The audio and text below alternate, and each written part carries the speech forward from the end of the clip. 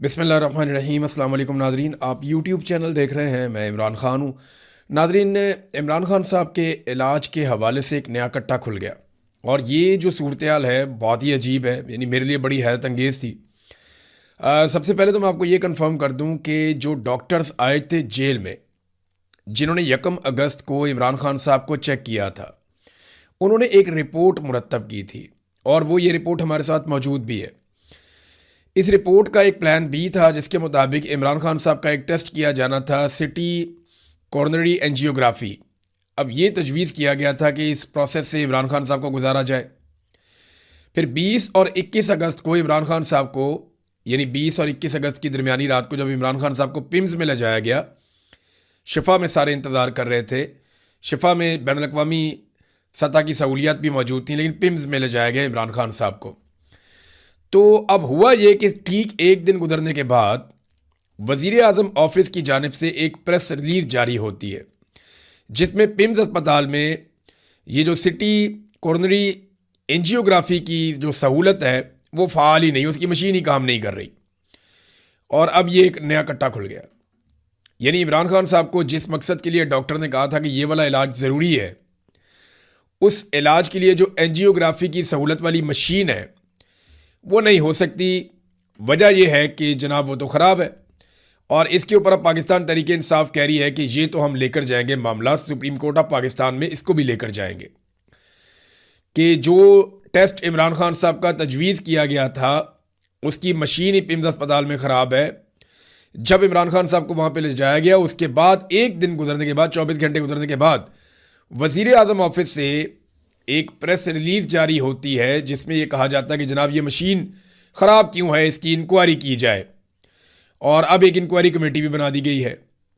यानी एक साबिक वज़ीर आज़म की सेहत के साथ कितना खिलवाड़ हो रहा है, पूरे पाकिस्तान को इसकी फ़िक्र है। यानी जिसके जितने ज़्यादा वारिस होते हैं वो उतना कीमती होता चला जाता है। तो इमरान खान के वारिस तो बहुत हैं, करोड़ों में हैं। अब पूरा पाकिस्तान फ़िक्रमंद है। ऐसे आदमी की आप जान से खेलेंगे तो ये लोग आपको छोड़ेंगे तो नहीं। अब बजाय इसके कि इमरान खान साहब को शिफा इंटरनेशनल अस्पताल में ले जाया था। अच्छा, इसमें एक और भी चीज़ फैलाई जा रही है मार्केट में कि इसमें कोई एस्टेब्लिशमेंट की और हुकूमत की कोई आपस में लड़ाई चल रही है। मोहसिन नकवी कुछ और चाहता है तो नवाज शरीफ कुछ और चाहता है तो मरीम नवाज कुछ और चाहती है। खबरें ये भी आ रही हैं कि मरीम नवाज जो है वो सुबह के वक्त तैयारा पकड़ के तो इधर रावलपिंडी आके मुलाकातें करके जाती है कि जनाब इमरान खान साहब को ये सहूलत नहीं देनी तो वो सहूलत नहीं देनी। तो मैंने जेल के अमले से पता किया वो इतना बीमार कोई नहीं है। तो उनकी अपनी एक है। नवाज शरीफ का ये है कि अगर इमरान खान बाहर निकल आता है और चीज़ें उसके लिए नॉर्मल हो जाती हैं तो फिर हमारी सियासत तो ख़त्म हो जाएगी। जरदारी और नवाज शरीफ के सामने आप इलेक्शन का नाम लो, उन्हें गश पड़ जाते हैं। उन्हें पता है जो इलेक्शन में उनकी दुर्गत बननी है, इससे पहले भी बन चुकी है। पहले तो फिर भी थोड़ी बहुत उम्मीद थी, अब उनको अच्छी तरह पता है कि जो उन्होंने अवाम के साथ कर दिया इसके बाद तो लोग उनकी शक्ल भी नहीं देखेंगे। तो मामला यहां पे अब इसको कंफ्यूज किया जा रहा है। और ये कंफ्यूज क्यों किया जाता है? जब भी कभी कोई एहतजाजी तहरीक खड़ी होती है या आवाम इमरान खान के साथ जुड़ते हैं तो आप ये देखें कि हुकूमत आपस में लड़ना शुरू हो जाती है या ऐसा तासुर देती है कि जैसे हुकूमत के जाने का वक्त आ गया है। मीडिया को थोड़ा बहुत अलाउ किया जाता है कि ये वाले इश्यूज आप उठाएं, इससे एक तासुर जाएगा कि हुकूमत तो वैसे ही जाने वाली है तो लोगों को निकलने की ज़रूरत नहीं है। इस किस्म का तासुर फैलाया जाता है।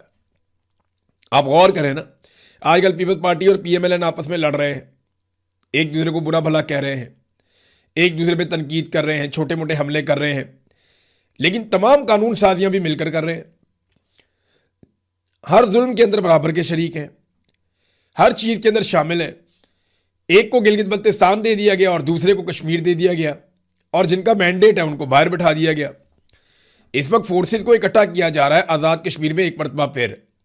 और प्लान यह है कि इससे पहले कि पाकिस्तान तहरीक इंसाफ कोई एहतजाजी तहरीक शुरू करे, कोई नया चैलेंज आए, इससे पहले आज़ाद कश्मीर की तहरीक को मुकम्मल तौर पे कुचल दिया जाए। अब आज़ाद कश्मीर के लोग लगभग 2.5 महीने से बैठे हुए हैं, वो हार मानने के लिए तैयार नहीं। उनको 70-80 दिन हो गए हैं। वो कहते हैं जी हम तो पीछे नहीं हटते, हमें हमारे जायज़ मुतालबात दिए जाएं। वो अपने मुतालबात के हक में बैठे हैं। वहाँ पर फोर्सेज इकट्ठी की जा रही हैं और बहुत मुमकिन है कि रावला कोर्ट में एक बड़ा ऑपरेशन किया जाए। तमाम सहाफ़ियों को इस हवाले से दबा दिया गया। जितनी आज़ाद आवाज़ें थी उन सब आवाज़ों को दबा दिया गया। कुछ को गिरफ्तार कर लिया गया है, कुछ को मज़ीद गिरफ्तार किया जाएगा। सहाफ़ियों को, यानी मैं रज़ी ताहिर का देख रहा था कि वो एक जर्नलिस्ट है, उसको शनाख्त परेड में डाल दिया कि जलसे वाले दिन ये गया हुआ था। भाई एक जलसे में शिरकत करना क्या पाकिस्तान में इतना बड़ा गुनाह है कि आप दहशतगर्दी के मुकदमे डाल के शनाख्त परेड में डाल के उन बंदों को अंदर कर देंगे? और वो बंदे भी लगभग 1 महीना होने वाला है, वो सारे बंद है। 18-20 दिन हो गए हैं, वो बंदे छोड़ते ही नहीं। अदालत भी रिमांड दे रही है। यानी रज़ी ताहिर एक सहाफ़ी है, जहां पे कहीं एहतजाज होगा या कोई चीज़ होगी वो उसकी कवरेज के लिए जाएगा। वो अपनी कवरेज के लिए गया, उसको पकड़ के अंदर डाल दिया। उसके साथ और सहाफ़ी उनको भी अंदर डाल दिया। अहमद फरहाद के साथ देखें क्या कर रहे हैं, सौराब बरकत के साथ क्या किया, काश जावेद उनके घरों पे छापे मार रहे हैं। हर सहाफ़ी को जिसका ताल्लुक आज़ाद कश्मीर से, उसको दीवार के साथ लगाया गया, उसको कंप्रोमाइज़ करने के लिए कहा गया, क्योंकि वहां पे एक इन्होंने बड़ा ऑपरेशन करना है और कोशिश करनी है कि अगस्त के महीने के इख्तिताम तक या सितंबर के शुरू में वहां से जितने भी मुजाहिरीन हैं उन सबको हटाया जाए और चीज़ों को नॉर्मलाइज किया जाए, ताकि बाद में जो पाकिस्तान तहरीक इंसाफ की एहतजाजी तहरीक चले उसको कुचलने में आसानी रहे और सिक्योरिटी फोर्सेज वेली होकर वो वाले काम करें। तो क्या मोहसिन नकवी इस सारे के अंदर शामिल नहीं है? या आसिम मुनीर की मर्जी के बगैर हो रहा है? सवाल ही पैदा नहीं होता, सवाल ही पैदा नहीं होता। यानी ये तासुर सिर्फ फैलाया जा रहा है, गुड कॉप और बैड कॉप खेल रहे हैं। मैं आपको बता रहा हूं कि आसिम मुनीर की इंश्योरेंस पॉलिसी नवाज शरीफ और जरदारी के पास है, जबकि नवाज शरीफ और जरदारी की इंश्योरेंस पॉलिसी और सियासी जिंदगी आसिम मुनीर की मुट्ठी में। ये बहुत बुरी तरह एक दूसरे के साथ बंधे हुए हैं और एक दूसरे के साथ फंसे हुए हैं। सवाल ही पैदा नहीं होता कि ये एक दूसरे के चुंगल से निकल जाए। हामिद मीर साहब ने खबर दी कि सदर जरदारी जो है वो ऐवान सदर छोड़ने पर ज़हनी तौर पे तैयार हो चुके हैं। देखिए, ये कोई डील हो तो एक अलग बात है, लेकिन जरदारी साहब ऐवान सदर इस वजह से छोड़ दें कि वो हुकूमत से बाहर जाएंगे, कुछ तहरीक चलाएंगे या कुछ ऐसा करेंगे, सवाल ही पैदा नहीं होता। देखिए ना, अभी जरदारी साहब ने हाल ही में स्टेटमेंट दिया कि वो एस्टेब्लिशमेंट के हाथ मजबूत करेंगे, तो फिर उन्हें हुकूमत छोड़ने की क्या ज़रूरत है?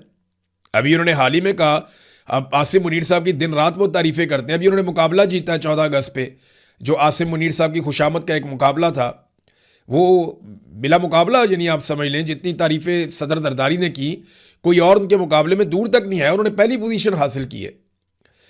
फिर अभी जुमेरात वाले दिन बड़े अच्छे बच्चों की तरह पाकिस्तान पीपल्स पार्टी ने मुसल्लह फ़वाज से मुतालिक जो बिल है उसकी मंजूरी में हिस्सा लिया। आसिम मुनीर साहब को लाजवाल ताकत उन्होंने फराम की जो दुनिया में किसी आर्मी चीफ के पास नहीं है। और जो जजेस की मंजूरी का मामला है उसमें भी हमने देखा आसिफ अली जरदारी ने बेहतरीन सरेंडर किया। कश्मीर इलेक्शन में भी नूरा कुश्ती से काम चलाया, जीबी में हुकूमत भी बनाई, 26वीं और 27वीं तरमीम भी इन्होंने करवाई। ये जितनी पेट्रोलियम मसनूआत की कीमतें बढ़ती हैं ये कभी नहीं बोलते, चुप रहते हैं। ये नहीं कहते कि भारत से पाकिस्तान का पानी छुड़वाया जाए, फौज वो काम करे जाके, इस पर बात नहीं करते। मुतनाज़ नहरें जो है, वो जो 6 नहरें निकलनी थी उसकी मजदूरी जो है वो आसिफ अली जरदारी ने दी थी। तो पीटीआई की मखसूस नशिस्तें भी इन्होंने डिकार ली हैं, मिलकर इन्होंने सारे जराइम किए। हर काम आसिफ अली जरदारी और नवाज शरीफ ने मिलकर किया, ये अलग हो ही नहीं सकते। और फील्ड मार्शल आसिम मुनीर साहब की आशीर्वाद से इन्होंने ये सारा काम किया है। ताहयात इस्तिस्ना आसिफ अली जरदारी छोड़ सकते हैं? वो ये कह सकते हैं कि मैं ताहयात इस्तिस्ना नहीं चाहता? वो नहीं छोड़ सकते। यानी इमरान खान साहब ने जो जेल का पैमाना सेट कर दिया ना, इसके बाद नवाज शरीफ और जरदारी सोच भी नहीं सकते इनकलाबी बनने का। जो इमरान खान ने कर दिया जेल में, जेल काट काट के जैसी सख्तियाँ उन्होंने काट ली, ये लोग कभी नहीं सोच सकते। इस पर एक बड़ी खूबसूरत तहरीर लिखी है किस्मत खान साहब ने, आप ट्विटर पे जाके पढ़ें, बड़ा ज़बरदस्त उन्होंने इसको एलेबोरेट किया। लेकिन मामला ये है कि इमरान खान ने जो एक क्राइटेरिया सेट कर दिया कि यहां तक मार खाई जा सकती है और सियासतदान को इतनी मार खाकर भी नहीं टूटना चाहिए, तो नवाज शरीफ और जरदारी क्या करेंगे? उन्होंने तो हमेशा नूरा कुश्ती की है। अब तहरीक जो है वो जैसे जैसे करीब आ रही है, पाकिस्तान तहरीक इंसाफ कुछ ना कुछ एक्टिविटीज़ कर रही है। सुहेल अफरीदी की हम खैबर पख्तूनख्वा में एक्टिविटीज़ देख रहे हैं। मैं आपको कुछ सुनवाना चाहता हूँ। ये सुहेल अफरीदी क्या कह रहे हैं, ज़रा इसको आप सुनिए, फिर मैं आपको बताता हूँ कि इसका मतलब क्या है और इससे निकलेगा क्या। ये सुनिए सुहेल अफरीदी क्या कह रहे हैं। उसे मौत नहीं कहते, उसे शहादत कहते हैं। तो आजादिया आजादिया आजादिया या आजादी लेकर आएंगे या शहीद हो जाएंगे, तीसरा कोई ऑप्शन नहीं है। शुक्रिया। सुहेल अफरीदी ने कहा कि आज़ादी या शहादत। इमरान खान साहब ने सन 2022 में हकीकी आज़ादी का नारा लगाया था। 2023 तक ये नारा बहुत मकबूल हो गया था। मार्च 2023 में दूसरे हफ्ते में जमान पार्क के ऊपर बड़ा खौफनाक अटैक आया था सिक्योरिटी फोर्सेस का। इतनी शेलिंग मैंने अपनी ज़िंदगी में, इतना पथराव, शेलिंग, मार कुटाई मैंने कभी नहीं देखी। और मैंने लाहौर के नौजवानों को कभी ऐसे पुलिस का, रेंजर्स का मुकाबला करते हुए भी नहीं देखा।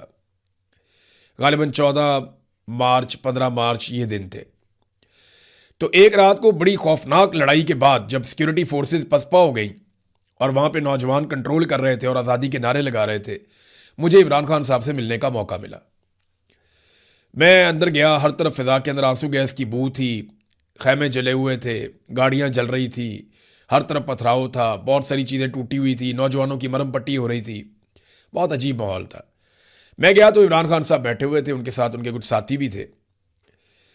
तो बातचीत वो लोग कर रहे थे। मैंने उस दिन खान साहब से एक बात पूछी थी, खान साहब आपने लोगों को हकीकी आज़ादी का नारा तो दे दिया, लेकिन आप जानते हैं कि इसका बोझ कितना ज़्यादा है। मैंने ज़रा थोड़ा लंबा सवाल किया था, मुख्तसर मैं आपको बता रहा हूँ कि जो सवाल मैंने किया उसका मतलब ये था कि जो मैं बाहर देख के आ रहा हूँ, लोग तो आज़ादी मांग रहे हैं अब। तो आपको पता है कि लोग अगर आज़ादी मांगेंगे तो इसका बोझ है बहुत ज़्यादा, तो क्या ये बोझ आप उठा पाएंगे? तो इमरान खान साहब ने मुझे कहा था कि पाकिस्तान इसके बगैर आगे नहीं बढ़ सकता और अब हमारे पास कोई और रास्ता भी नहीं है। यानी इमरान खान साहब ने मुझे सादा अल्फाज में कहा कि वो ये बोझ उठाएंगे। फिर इमरान खान साहब ने ये साबित किया वक्त के साथ कि वही ये बोझ उठा सकते थे। उन्होंने अपने कंधों पे 74 साल, 73 साल, 72 साल की उम्र में, यानी आज वो 74 साल के, इमरान खान ने ये भारी बोझ उठाया है, नौजवानों से बढ़ के उठाया। जो उन्होंने उस रात कहा ना, वो उन्होंने करके दिखाया। यानी उस रात के बाद 2 महीने के अंदर अंदर इमरान खान साहब को एक दफ़ा गिरफ्तार किया गया, फिर 9 मई हो गया, फिर मैं जबरी तौर पे लापता हो गया, वापस मैं आया तो पता चला इमरान खान साहब को दोबारा से गिरफ्तार किया हुआ। अब 3 साल से जायद हो गए इमरान खान साहब वो बोझ उठाए हुए हैं नौजवानों से बढ़ के। अब सुहेल अफरीदी ने वही बोझ उठाने की बात की है कि आज़ादी या शहादत, ये कहना बहुत आसान होता है, इमरान खान ने साबित किया है। अल्लाह करे जैसे इमरान खान ने इस उम्र में साबित किया, ये नौजवान अपनी जवानी में ये बोझ उठा पाएँ और ये साबित कर पाएँ, क्योंकि जब ये बोझ कौम उठा लेगी ना तो पाकिस्तान आगे निकल जाएगा। मिलिट्री एस्टेब्लिशमेंट से, पाकिस्तान तहरीक इंसाफ को अगर ये लगता है कि मिलिट्री एस्टेब्लिशमेंट से बातचीत करने के बाद, चीज़ें नॉर्मलाइज होने के बाद पाकिस्तान बेहतर हो जाएगा, तो नहीं होगा। याद रखिएगा, आपको इनको सियासत से निकालना पड़ेगा। आज भी मैं ये कहता हूं कि तमाम सियासी जमातें मिलकर, नवाज शरीफ, सरदारी, इमरान खान, फजलुर रहमान, ANP, MQM, सारी जमातें मिलकर, जमात इस्लामी, पाकिस्तान की मिलिट्री एस्टेब्लिशमेंट को सियासत से बेदखल कर दें और उनको अलग कर दें और फौज का सियासत में किरदार ख़त्म कर दें, तो यकीन करें ये घाटे का सौदा नहीं होगा। इतना नुकसान किसी भी सियासी जमात ने पाकिस्तान की सियासत को या पाकिस्तान की मुआशरत को नहीं पहुंचाया, जितना नुकसान पाकिस्तान की फौज ने सियासत में मुदाखलत करके पाकिस्तान को पहुंचाया है।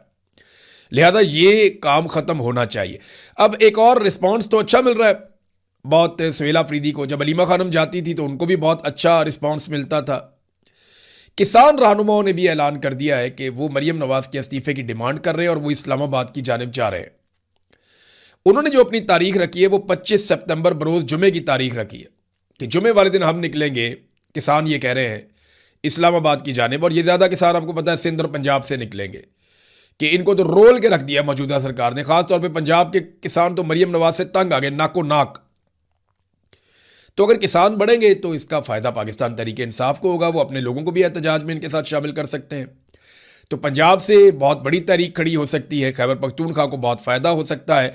लेकिन PTI को ट्रेड यूनियंस के साथ, ट्रांसपोर्टर्स के साथ, मजदूरों और तलबा के साथ, इंसानी हकूक़ की तंजीमों के साथ, ख़ासतौर पर वो लोग जो इंसानी हकूक़ के अलमदार कहलाते हैं, उनके साथ, वकला के साथ बड़े पैमाने पे और अक़लियतों के साथ, तमाम तबकात को पाकिस्तान तहरीक इंसाफ को अंगेज करना होगा, उन्हें अपने साथ शामिल करना होगा। असद कैसर साहब कह रहे हैं कि अपोजिशन की जमातें दीगर भी और दीगर पॉलिटिकल पार्टीज़ वो भी हमारे साथ शामिल होगी, लेकिन मजहबी सियासी जमातें हों या खालिसतन मजहबी जमातें हों या ट्रेड यूनियंस हों, मजदूर हों, तलबा हों, ताजिर हों, इंसानी हकूक़ की तंजीमें हों, इसमें ट्रांसपोर्टर्स हों, वकील, अक़लियतें, सबको शामिल करें। जब ये सारे शामिल हो जाएंगे तो फिर आपको एहतजाज के अंदर हर तरह का तबका नजर आएगा। हर शोबे में इन्होंने तबाही की है। हर शोबा ये जानता है कि पाकिस्तान लगातार नीचे जा रहा है और ऊपर आने की कोई उम्मीद भी नहीं है। कोई आदमी पाकिस्तान में पैसा इन्वेस्ट करना नहीं चाहता, क्योंकि इमरान खान साहब के जाने के बाद एक मायूसी फैली हुई है। मैं ऐसा नहीं कह रहा कि वो बहुत अच्छा काम कर रहे थे, लेकिन उनके बाद बहुत बुरा काम हुआ है। यानी बहुत ही बुरा काम हुआ, बेड़े गर्क कर दिया इन्होंने मईशत का नालायकों ने। तो तमाम शोबों में तबाही हुई है। अगर तमाम शोबों को आप साथ इकट्ठा करेंगे तो एहतजाज ताकत पकड़ेगा। नादरीन, ये मैं आपको ना एक पोस्ट दिखाता हूं। ये शहबाज शरीफ की पोस्ट है, PMLN ने बनाई है। एक तो ये कॉपी है, और कॉपी हमेशा कॉपी रहती है और रियल हमेशा रियल ही होता है। एक हीरो एक तरह के कपड़े पहनता है, फिर सारे उस तरह के कपड़े पहनते हैं। हीरो खुद ब्रांड होता है, बाकी लोग उसको फॉलो करते हैं। इमरान खान की ये फोटो आप देखिए, ये देख रहे हैं फोटो आप, ये इसकी नकल में इन्होंने शहबाज शरीफ का फोटो बनाया PMLN ने, और ये अपने अकाउंट पे इन्होंने लगा दिया सोशल मीडिया पे। ये देखें आप, ये शहबाज शरीफ की फोटो है, वो इमरान खान की देखें, वो रियल है। और वो उन्होंने पाकिस्तान तहरीक इंसाफ ने बहुत पहले वायरल की थी। अब शहबाज शरीफ को क्योंकि लेकर आना है तो उसके लिए फोटो बनाया, इसके ऊपर पंजाबी गाना भी लगाया, वो गालिबन इंडिया का गाना है। तो ये PMLN की एक ऑफिशियल सोशल मीडिया की टीम है, उन्होंने सोशल मीडिया पे ऑफिशियल अकाउंट के ऊपर लगा दिया। 113K यानी 1,13,000 लोगों ने 1,13,000 लोगों ने इसके ऊपर रिस्पॉन्ड किया है। इनमें से 97,000 लोग जो है वो इस पोस्ट का मजाक उड़ा रहे हैं। 11,000 ने पसंद किया, यानी 1,13,000 में से सिर्फ 11,000 ने पसंद किया। तो 10% से भी कम लोगों ने शहबाज शरीफ की इस पोस्ट को या इस तस्वीर को पसंद किया। जबकि मजाक कितने लोगों ने उड़ाया? 97,000 अफराद ने इसका मजाक उड़ाया, 3,000 अफराद ने इसको पसंद किया, और 1,200 ने इसको बदतरीन कहा। 500 ऐसे हैं जिन्होंने शर्म भी दिलाई। अब आप अंदाजा करें और नीचे जाके आप कमेंट्स देखें, आप देखते जाएंगे, आप हैरान हो जाएंगे। लोग मजाक उड़ा रहे हैं कि ये सस्ती कॉपी इमरान खान की बनाने की कोशिश की गई है, जिसमें ये मुकम्मल तौर पे नाकाम हुए हैं, यानी इन्हें किसी किस्म का कोई फायदा नहीं हुआ। नादरीन, एक और इशू उठा हुआ, वो इशू ये है कि मोहसिन नकवी को तौहीन अदालत के मामले में पाकिस्तान तहरीक इंसाफ ने या इमरान खान साहब की बहन की जानिब से जो उनके वकील ने केस दायर किया, उसमें मोहसिन नकवी का नाम क्यों नहीं शामिल किया गया, उसे फरीक क्यों नहीं बनाया गया, पार्टी क्यों नहीं बनाया गया। तो पाकिस्तान तहरीक इंसाफ के वकला ये कहते हैं, भंडारी साहब या पंजूथा साहब या बाकी जो लोग हैं, वो कहते हैं कि मोहसिन नकवी को तौहीन अदालत केस में पार्टी इसलिए नहीं बनाया गया कि मोहसिन नकवी की जानिब से अदालती हुक्मनामे के खिलाफ किसी किस्म का कोई बयान नहीं दिया गया। जिन वज़रा ने मजाक उड़ाने की कोशिश की उनको पार्टी बनाया गया, और शहबाज शरीफ को पार्टी इसलिए बनाया गया कि यूसुफ रज़ा गिलानी केस में सुप्रीम कोर्ट ने फैसला किया था कि जब भी वफाकी हुकूमत हुक्म अदूली करेगी अदालत की तो जिम्मेदार वज़ीर आज़म होता है। अब आ जाएं इस बात के ऊपर के एक ही वजह उन्होंने बताई कि क्योंकि मोहसिन नकवी ने कोई बयानबाजी नहीं की, इसलिए हमने मोहसिन नकवी को फरीक नहीं बनाया।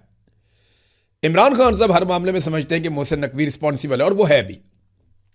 लेकिन चलें इस मामले में देख लेते हैं, इस्लामाबाद को कौन सी वजारत कंट्रोल करती है? वजारत दाखिला। इस्लामाबाद की पुलिस और सिक्योरिटी को कौन सी वजारत कंट्रोल करती है? वजारत दाखिला, मोहसिन नकवी। जो पटिशनर है जिसने अपील फाइल की, अभी फिर अपील फाइल की हुई है, ये देखें, मैं आपको खबर दिखाता हूं, ये खबर देखें, एक्सप्रेस पे छपी हुई है। इमरान खान की अस्पताल मुंतकली का फैसला, चीफ कमिश्नर की नजरसानी, जल्द समात के लिए मुकर्रर करने की दरखास्त। अब ये चीफ कमिश्नर किसके अंडर आता है? मोहसिन नकवी के। IG इस्लामाबाद किसके अंडर आता है? मोहसिन नकवी के। सिक्योरिटी किसने देनी है? मोहसिन नकवी ने। अपील कौन दायर कर रहा है? मोहसिन नकवी के मातहत जो अफसर है वो। तो सारा कुछ मोहसिन नकवी के ज़ेरे निगरानी चल रहा है या उनके मातहत लोग कर रहे हैं।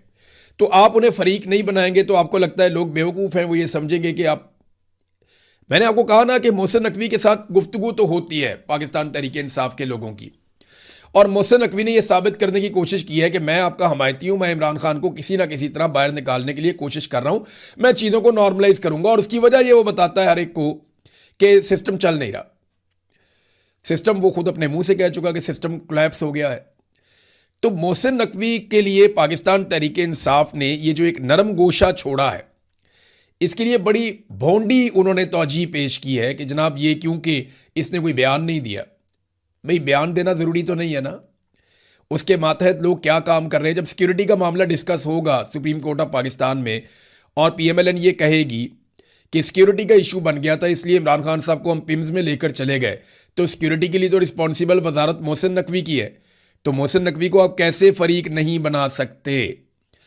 ये सवाल मैं छोड़ के जा रहा हूं। अब तक के लिए इतना ही। अपना ख्याल रखिएगा, अपने इस चैनल का भी। अल्लाह हाफिज़।